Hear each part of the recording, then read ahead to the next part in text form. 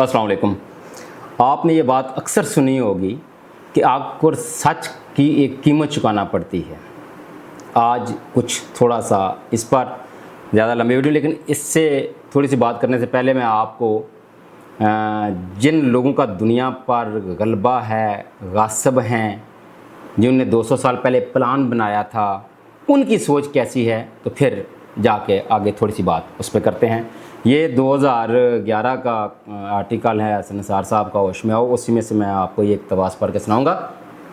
असल में कोशिश की थी कि जंग अखबार के आर्काइव से कहीं निकले, लेकिन वो 2011 बहुत पुराना है, बड़ी मुश्किल हुई। तो मैंने वैसे ही इसका प्रिंट निकाल के रखा हुआ था, तो वहाँ से, लेकिन ये इतना घिस गया है कि बड़ा मुश्किल हो रहा है इसको पढ़ने में। बहरहाल जो दुनिया आज की है उसकी असल सूरत हाल क्या है, ये आपको मैं सिर्फ, ये बहुत ज़रूरी है, ज़रा ध्यान से सुनना। ये जो अक्सर आपने रोथशील्ड फैमिली का तो सुना ही होगा, जो यहूदी प्रोटोकॉल हैं, इनके बारे में भी उनके बारे में भी सुना होगा। तो ये मैं आपको पढ़ के सुनाने लगा हूँ, फिर कुछ बात करते हैं।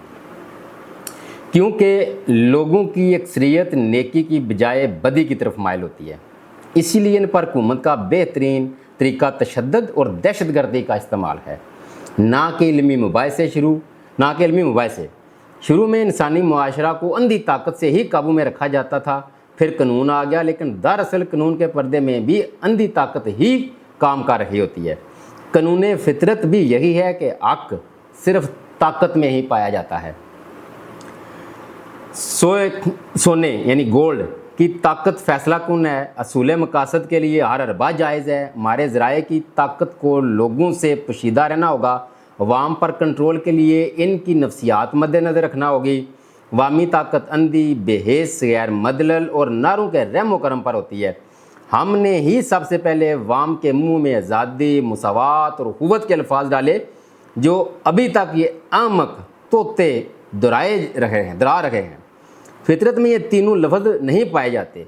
अवाम की फितरी व नस्ली कब्रियाई के खंडरात पर हमने सरमाया की कब्रियाई कायम करनी है। सनती सर्द बाज़ारी और माली परेशानियों से हम अपना मकसद हासिल कर सकते हैं। हम बेरोज़गारी और भूख पैदा करके पसंदीदा नताइज हासिल कर सकते हैं। मनज़म धोखाबाजी से जाहिल अवाम को बड़े बड़े अल्फाज और नारों से बेवकूफ़ बनाकर अपनी मर्ज़ी से इस्तेमाल किया जा सकता है। इनकलाबी जंग के लिए गली कोचों में लड़ने और दहशत की हुक्मरानी पैदा करना ज़रूरी है, क्योंकि लोगों को मकूम बनाने का ये सबसे सस्ता तरीका है। आलमी हुकूमत हमारा नसबुलैन है, जिसके लिए हर जगह बड़ी इजारादारियाँ और दौलत के ज़खायर का क़याम ज़रूरी है। असला इस ख्याल से इस मिक़दार में बनाया जाए कि जाहिल अवाम आपस में लड़कर एक दूसरे को तबाह कर दें। ये निज़ाम नो आलमी हुकूमत के अरकान को आमर मुकर्रर करेगा और इन्हें साइंसदानों, माहिरीन इक़्तिसादियात व मालियात, सनअतकारों और दौलतमंदों में से चुनेगा।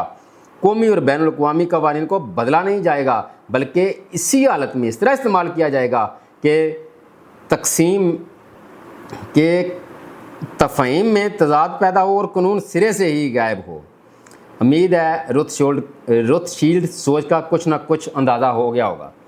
ये थी वो भयानक सोच जिस पर आज से 200 साल पहले इन लोगों ने सिहोनियों ने अमल करके दुनिया को इस नए तक पहुँचाया। अब आते हैं इस बात पर कि हक और सच का साथ देने पर कीमत चुकाना पड़ती है। ये आपने अक्सर सुना होगा। भाई क्यों इस इतनी गलत थ्योरी को वाम पर लागू कर दिया, वाम के ज़हन में रसख कर दी कि आज कोई हक और सच का साथ देने के लिए तैयार नहीं, क्योंकि उसकी कीमत चुकाना पड़ती है, जो सिरे से ही गलत है। याद रखिए, कीमत मुख्तलिफ थी कि एक तो असल में जब कीमत का लफ्ज़ आता है ना, तो हम समझते हैं कि शायद कोई नकदी, मालो दौलत, ज़ाहिर इस तरह का नहीं। अब सबसे बड़ी मिसाल है हक और सच की, करबला का वाक़या है। वक्ती तौर पर शिकस्त हुई, लेकिन आज भी यजीद पर लानतें बरस रही हैं। हुसैन दिलों में ज़िंदा है, और आखिरत वो तो अल्लाह के, हाँ, उनका अजर सवाब जो भी है वो अल्लाह जाने और वो जाने। लेकिन जो ज़ाहिरी सूरत नज़र रहती है कि अल्लाह ताला उन्हें अपनी आगोश में कोई आला मकाम ही यकीनी तौर पर देंगे। इसी तरह दुनिया में आपने सुना है कि वो जब नेकी है उसके मुख्तलिफ़ तरीके से वो आगे आपका उस पर असरअंदाज होती है। वो दुनिया में उसका आपको अजर मिल जाता है, कुछ आखिरत के लिए आपको अल्लाह ताला उसका नवाजता है, आपकी ज़िंदगी बेहतर हो जाती है। असल में तो होना चाहिए ये कि झूठ और गलत कामों पर इसकी कीमत अदा करनी चाहिए پڑھنی چاہیے تھی، اس کی قیمت ادا کرنی چاہیے تھی، نہ کہ حق اور سچ کا۔ حق اور سچ پہ تو جزا اور انعام ملنا چاہیے۔ وقتی طور پر دیکھیں پرابلم ہوتی ہے، دور جدید میں آپ کو مثال لیتا ہوں، آج کی مثال لیتا ہوں عمران خان۔ ظلم، جبر، تشدد، کیا نہیں، ناحق قید، جیل میں قید تنہائی میں آخری 8 ماہ سے۔ اب کہتا ہے بندہ یار آخر اس نے حق کا پرچم بلند کیا تو یہ قید و بند کی صحبتیں تو اٹھانی پڑی ہیں، لیکن یہ اس نظام کی غلطی کی وجہ سے ہے۔ انعام آپ کو اس کی طرف دھیان دلاتا ہوں، کیا پاکستان کی 90% عوام عمران خان کے ساتھ نہیں؟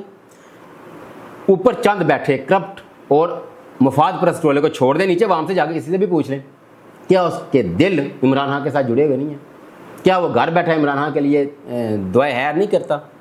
تو یہ کیا ہے؟ یہ انعام ہے۔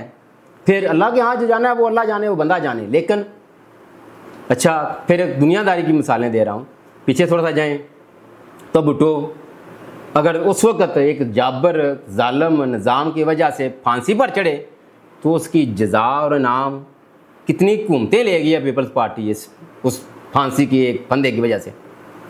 تو دنیا میں بھی حق اور سچ کا ساتھ دینے پر وقتی وہ جو نظام ہے کرپٹ نظام، اس کا تو آپ شکار ہو جاتے ہیں، لیکن آپ کو انعام بہت بڑا ملتا ہے دنیاوی لحاظ سے بھی اور آخرت کے لحاظ سے بھی۔ لہٰذا یہ سراسر غلط ہے کہ حق اور سچ کا ساتھ دینے پر آپ کو قیمت ادا کرنی پڑتی ہے۔ عوام کو اس چیز کو ذہن سے نکالنا چاہیے کہ حق اور سچ کے ساتھ دینے پر کوئی قیمت چکانی پڑتی ہے۔ نہیں بھائی، وہ وقتی طور پر آپ کے خلاف جو جبر کا نظام ہے وہ کچھ اگر حرکت میں آتا ہے تو اس کے بدلے آپ کو دنیا میں بھی کیا نہیں ملتا۔ یار 90% عوام اگر کسی بندے کے ساتھ حق وہ اس کے ساتھ کھڑی ہو جائے، اس کے لیے دعا گو ہو، اس کے اپنے گھروں میں بیٹھے جن کا ان کے ساتھ تعلق بھی نہیں ہے، وہ آپ کے لیے کلمہ حق اور کلمہ خیر کہہ رہے ہوں، تو یہ نام نہیں ہے آخرت کا۔ تو میں نے کہا نا کہ اللہ پہ چھوڑیں، اس بندے پہ چھوڑیں۔ تو حق اور سچ کا ساتھ دینے پر ہمیشہ آپ کو انعام ملتا ہے، جزا ملتی ہے، بے شک اس جبر کے نظام کی وجہ سے آپ پر وہ وقتی طور پر کچھ مشکلات ہی کیوں نہ پیدا ہوں۔ اور جان رہی بات جان کی بازی، جان تو ایک دن جان نہیں ہے۔ آپ حق سچ کے لیے نہ بھی کھڑے ہوں تو کیا مرنا نہیں ہے؟ مر تو ویسے بھی جانا ہے، لیکن جو ویسے مرتے ہیں کیا وہ بھی کئی ایسے ہی یاد رکھے جاتے ہیں؟ جس طرح کہ آپ کی تاریخ میں جو حق اور سچ کے لیے کھڑے ہوئے کیا وہ عام لوگوں کی طرح بلا دیے گئے ہیں؟ نہیں، وہ آج بھی لوگوں کے دلوں میں زندہ بستے ہیں۔ یہ نام ہے، یہ جزا ہے، اور سزا ان لوگوں کو ملتی ہے۔ آج تک یزید پہ لعنتیں نہیں برس رہی، یہ سزا نہیں ہے، وہ وقتی سزا، ایک چھوٹی موٹی سزا تو ایک طرف کو چھوڑیں، جو 1400 سال سے اس پہ لعنتیں برس رہی ہیں۔ پھر اس کو آپ جہاں جہاں بھی دیکھ لیں کہ ملوکیت، ڈکٹیٹر یا جبر ظلم کا نظام ہے، تو وہ لوگ ان حکمرانوں کو کس طرح یاد کرتے ہیں، اور ان کے بدلے جن لوگوں نے آواز اٹھائی ہوتی ہے وہ کہاں تک جاتے ہیں۔ آخرت کا میں نے کہا پھر اللہ پہ چھوڑیں، لیکن دنیا میں وہ کتنا انعام یافتہ ہوتے ہیں، ان کو جزا ملتی ہے۔ تو یہ بات بڑی سراسر غلط ہے۔ یہ دلوں میں خوف بٹھانے کے لیے یہ سی جو میں نے ضروری سمجھا اس کو پڑھ کے آپ کو سناؤں کہ جبر، ظلم، فسطائیت، عوام کو دبا کے رکھنا، کہ یہ انسانی حقوق، یہ سب یہی آپ اپنے حق اور سچ کے لیے آواز اٹھائیں۔ ایک مثال یہاں آپ نے یقیناً پہلے بھی سنی ہوگی بلے شاہ صاحب کی، جنہوں نے وہ پتہ ہے نا ان کی جو شاعری ہے اس میں کچھ چیزیں اس وقت لوگوں کو سمجھ نہیں، اب تو ہر لوگ بڑی مثالیں دیتے ہیں، ان کے شعر بھی پڑھتے ہیں۔ تو وہ جس بندے نے ان کا وہ جنازہ روکا تھا وہ اس کو پتہ بھی نہیں ہے کسی نے کہ اس گاؤں میں اس کا جنازہ نہیں پڑھنے دیں گے، اس کے نام کا بھی نہیں پتہ کسی کو، اس کی قبر تو بڑی دور کی بات ہے۔ اور بلے شاہ آج بھی ہم بیٹھے گھروں میں کئی دفعہ بلے شاہ کے شعر پڑھتے ہیں۔ تو حق اور سچ پر انعام ملتا ہے، جزا ملتی ہے۔